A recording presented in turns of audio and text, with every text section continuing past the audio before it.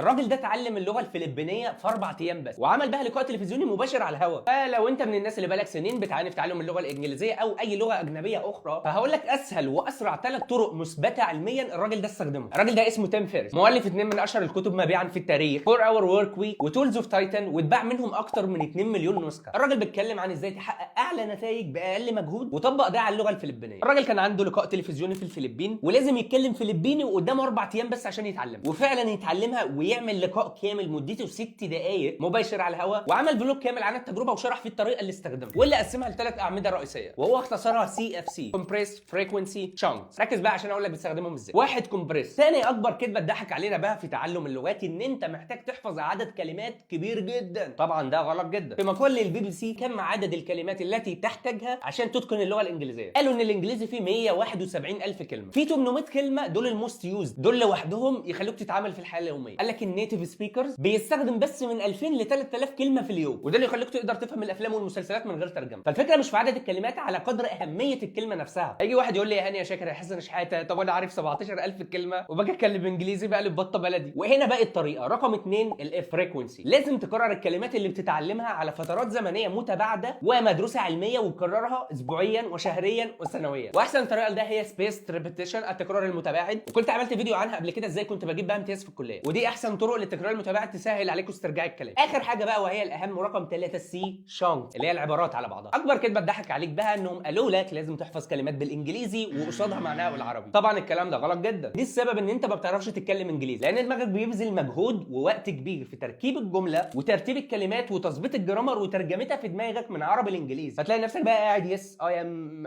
قاعد تفكر. الحل بقى انك تتعلم زي الاطفال. العيال بيبقى عنده 5 سنين وبيتكلم اللغه ومن غير ما يعرف جرامر، عشان يتعلم اللغه جمل على بعضها. الحل انك تحفظ الجمل بالانجليزي على بعضها، ليرن باي شانك، وده اللي اكد عليه الدكتور جوليان نورثبروك المتخصص في السايكو لينجويستيك. الراجل ده عامل دكتوراه في دور الجمل الجاهزه في اكتساب اللغه وسرعه الطلاقه في الكلام، وعشرات الابحاث الثانيه بتاكد ده. هيجي واحد يقول لي طب يا هاني يا شاكر يا نقيب الفنانين انت يا جميل، انت قلت لنا الطريقه، نروح فين بقى؟ ودي تفوتني يا فنان، جايب لك الطريقه والحل. الكتاب اهم 5000 جمله في الانجليش، استخدمهم في 90% من المواقف اليوميه، ومكتوبه بجرامر صح، متسجله صوت بالامريكان اكسنت، وكمان في جزء كامل خاص بالبيزنس لو انت في الشغل او بتدور على شغل وبتحضر انترفيو. غير بقى هدايا مع الكتاب هتساعدك جدا في تعلم اللغه، زي بداخل عقل متعدد اللغات، ازاي تتكلم انجليزي زي الاطفال، ازاي تتكلم انجليزي زي العربي، اشهر 10 خرافات بتمنعك من تعلم الانجليزي، كمان كتاب خاص بالمذاكره، وكمان كتيب كامل فيه خطه كامله تتابع تقدمك يوميا لحد ما تحفظ ال 5000 كلمه وتتقنهم بالاكسنت كمان. هتلاقيني سايب لك رابط شراء الكتاب في البايو، واعمل منشن لصاحبك اللي هيذاكر معاك عشان هنختار 3 عشوائي من الكومنتات هيكسبوا الكتاب مجانا. ولايك فولو شير. كان معكم هاني شاكر حسن